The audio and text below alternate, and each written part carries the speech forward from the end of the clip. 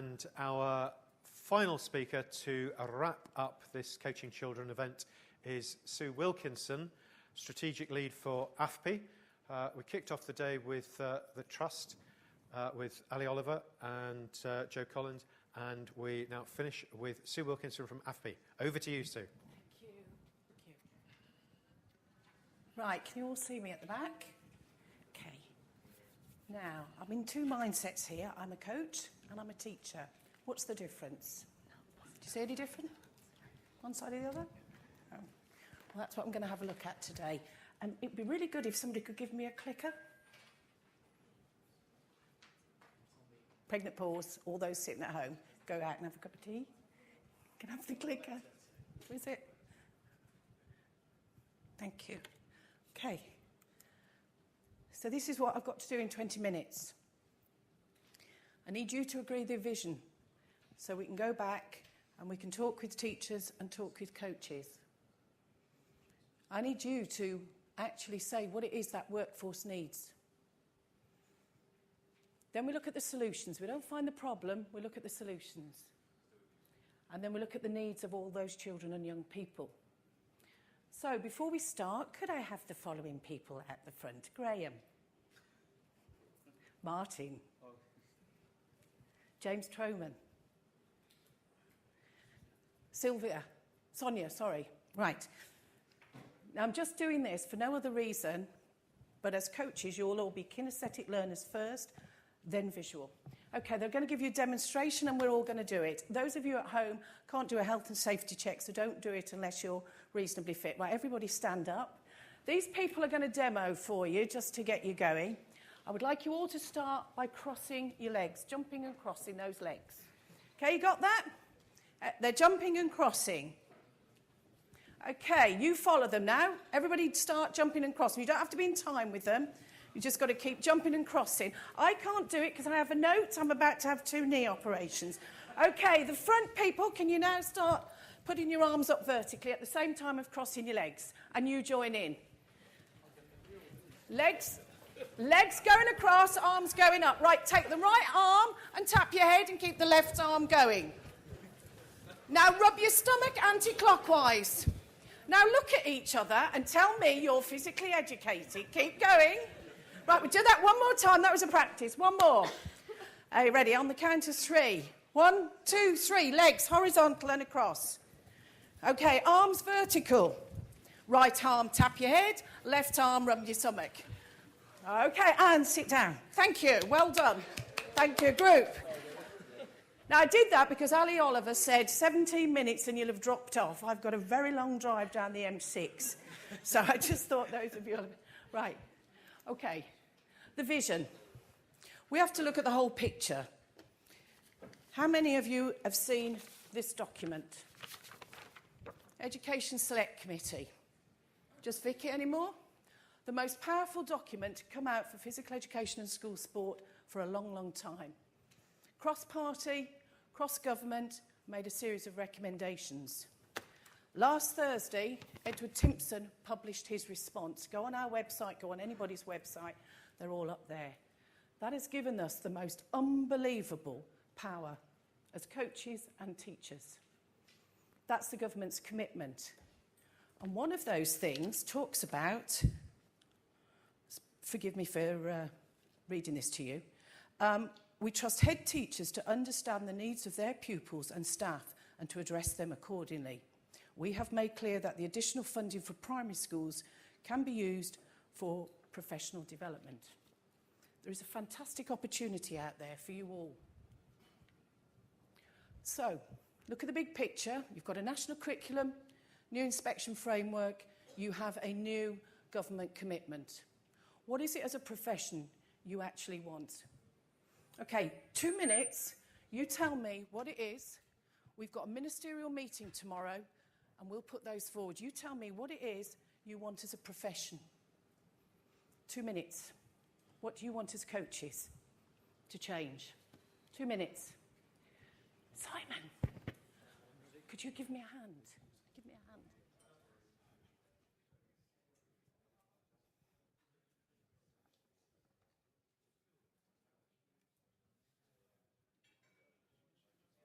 Could you give me a hand when we call these out? Where's the man with the mic?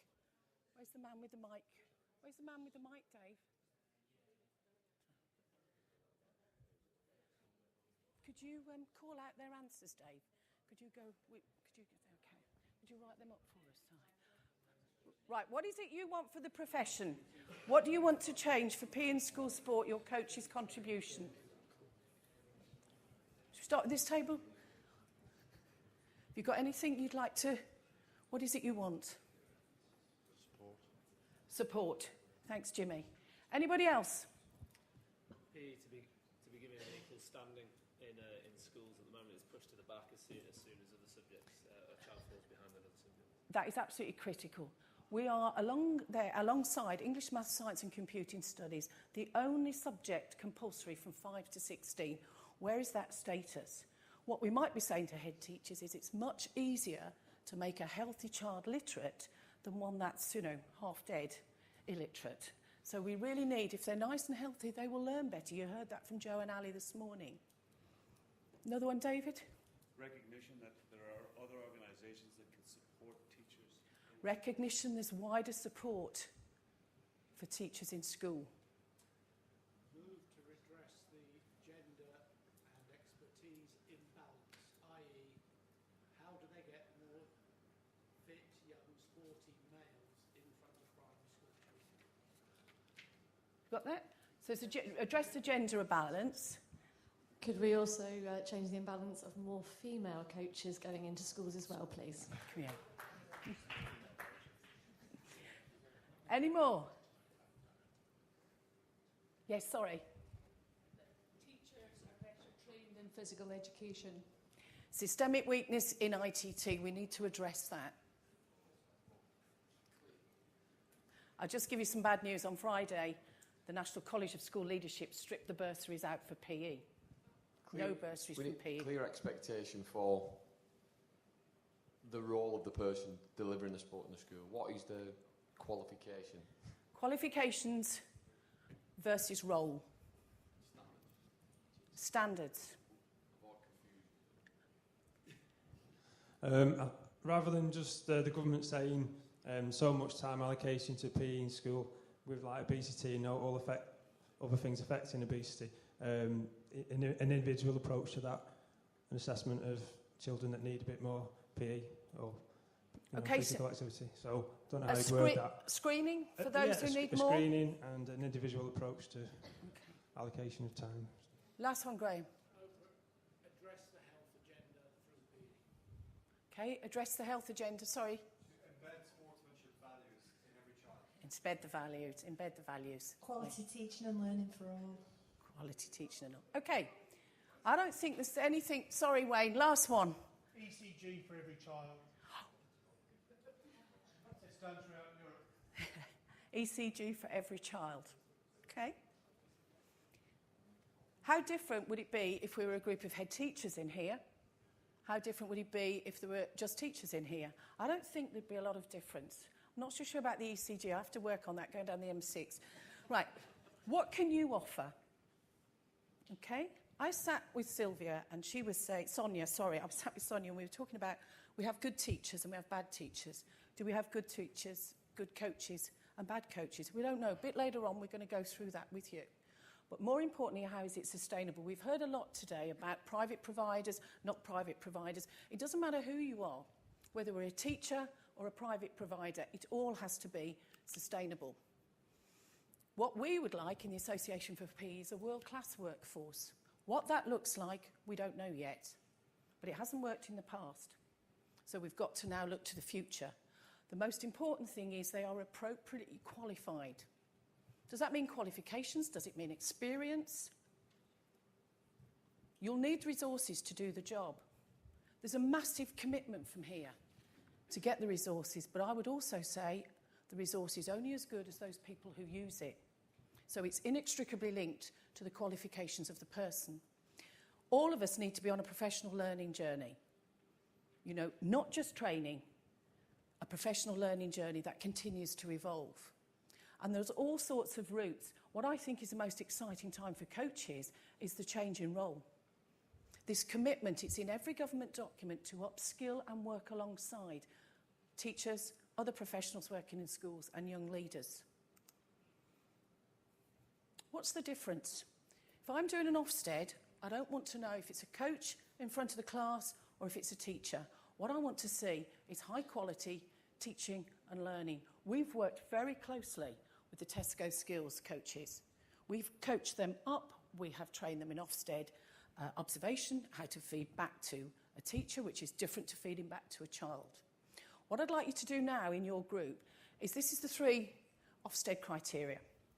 Outstanding achievement. What does that look like? If you are coaching or you are teaching, what does outstanding achievement look like? I'm going to give you my handouts because the answers are on them, and I've learnt the lesson from last week when the heads had all the answers right and I didn't know why, but they'd got the handout. So 2 minutes, I want you to write down if a child is outstanding in your coaching session, in a curriculum session, what does outstanding achievement look like?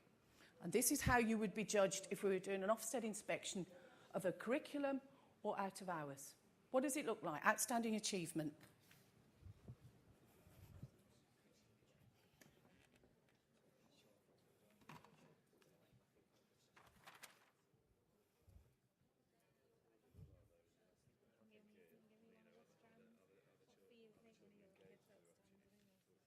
Oh, there's a good word. I heard it there.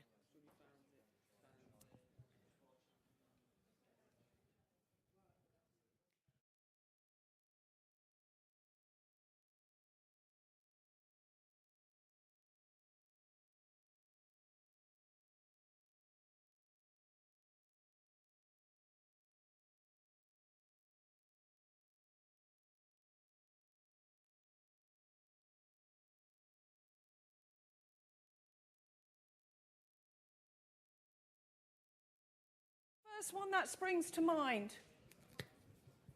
What do you think is the first thing you'd see if it was outstanding? Progress. Okay. Anybody disagree with that? Progress. Vicky? Yeah, we put mastery, but relative to self, it should all be about is that individual progress, not is your session outstanding in itself. So, individual mastery. yeah. Okay. I'm going to link it to that, if you don't mind. Anything else? What else would you see if it was outstanding practice? Okay. What else? Who's read the Ofsted report of the strengths and weaknesses? What was the main weakness in primary schools? Not physically active enough. Okay. So it'd be physically active. Good word.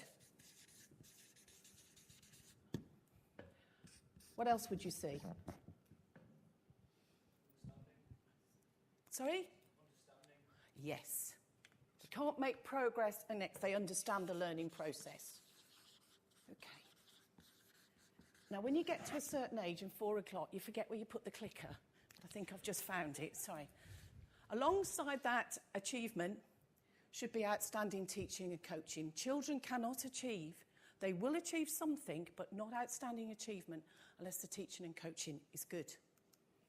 That's what you should see, the minimum. You've got it straight away, the independent. They'll have knowledge and understanding. They will have a grasp of techniques, tactics, and composition. They'll be leading whether they're 5 or 16. They will understand the health and safety. Wendy's already alluded to the fact they have to evaluate not only their own work, but others. And attitudes and behaviour will be impeccable. So what does outstanding teaching and coaching? You can go back and do this with your colleagues. It doesn't matter whether it's teaching or coaching. You would expect to see those in curriculum time and out of school hours and in the clubs. The big shift for Ofsted is the last but one bullet point: spiritual, moral, social and cultural. Now, when the national curriculum came out, I'm sure you've seen it, 2 whole sides, that's it. We were told by the Secretary of State that it wasn't the job of the curriculum to be inspirational, it is the job of the teachers, and in your case, the job of the coach. But it is also important to have an inspirational curriculum. This is a minimum. You can build on it whatever you want. Wendy's talked about all of those things in her school, what is good. No one's left out. Everybody's included. Okay.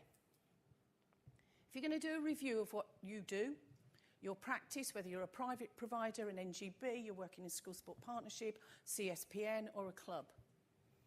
These are the 4 things you need to take back to your teams and ask. Is the learning and progress good enough for all pupils? What progress and achievement is made not only in the lesson but over time? And the big issue for us all is assessment. The levels have gone, which we're all delighted about, and it's all about now assessing without levels. Now that's quite a challenge for colleagues in schools, and those of you who are supporting in the curriculum, it will be a challenge for you. You need to upskill these colleagues, but that is not about assessing them in rugby or football or swimming. That is about assessing the progress over time. And if you want to look at what that is, you turn to the second page, and that paragraph there, that's what you're assessing over 2 years. Pupils should develop fundamental movement skills, be increasingly competent and confident. All the things you've talked about. So we've exploded the myth of assessment now. It's assessing without levels, which is much easier because it's not then just about performing a skill in a particular sport. Oops. I'm not going to finish with a quote because John will tell you I'm really naughty, and what you see is what you get. I would ask you to go away and consider working in partnership, upskilling colleagues as a new role. I would also ask you then to look at reviewing the professional learning you need in order to do the new jobs that are out there. Then, more importantly, how are you going to evaluate what you do? One of the things we're challenging the Tesco Skills Programme is to go back now and see the impact of your work 6 months later. Years ago, I was in an advisory role, and we used to go into a school one week, the next week the teacher taught, and then we'd go back and follow up and so on. That was one of the most effective ways of improving teachers' knowledge, skills and understanding. And it lasted a long time. And my boss said, if you've done a good job, you'll make yourself redundant. Well, that fills you with horror. You mortgage 2 kids thinking, oh, goodness no, make myself redundant. But actually, she was spot on. Because there's 18,000 schools out there that need a lot of your support. And once you've done the job, you need to move on to the next school and then go back and revisit the impact you've had.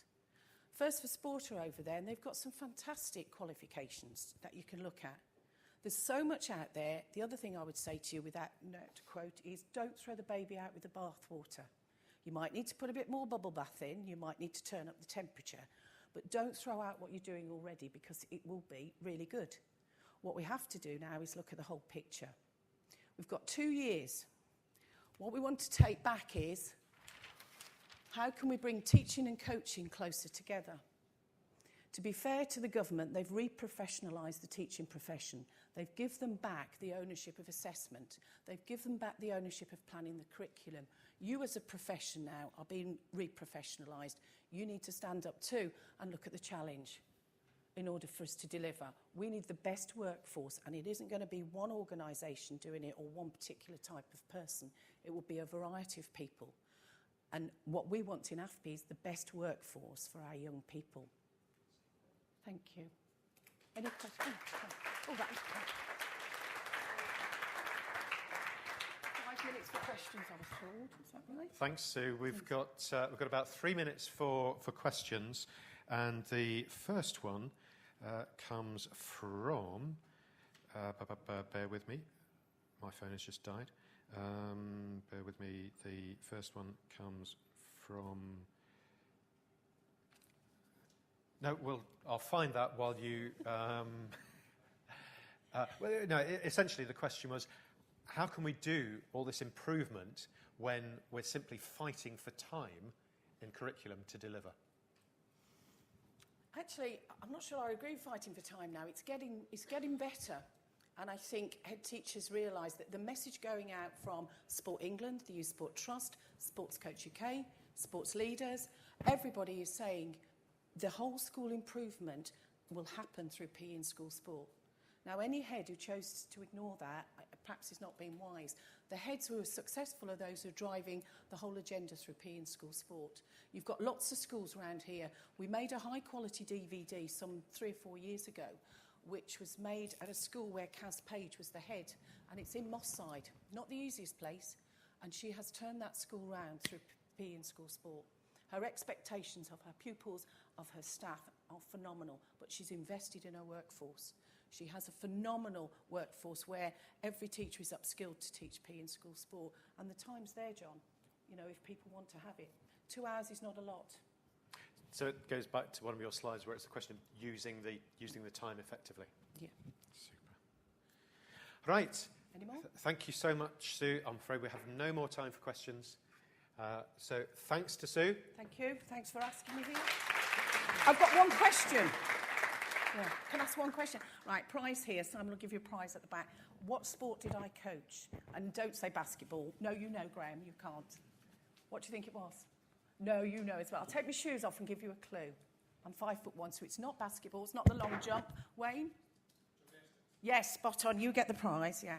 Couldn't be anything else, really, could it? Thanks, John. Thank you so much. Okay, that brings us to the end of this Coaching Children all-day breakfast. It falls to me to do a number of thanks. The first group of people I'd like to thank are the speakers for sharing both their expertise and at times some deliberately provocative challenges with you. It's inevitable that sessions like this will provide content, will provide some solutions, but will raise further questions. And I think it's good that debate goes forward. The next group of people, well, I'll single out David Turner from Sports Coach UK for putting this event together with a team. Thank you, David.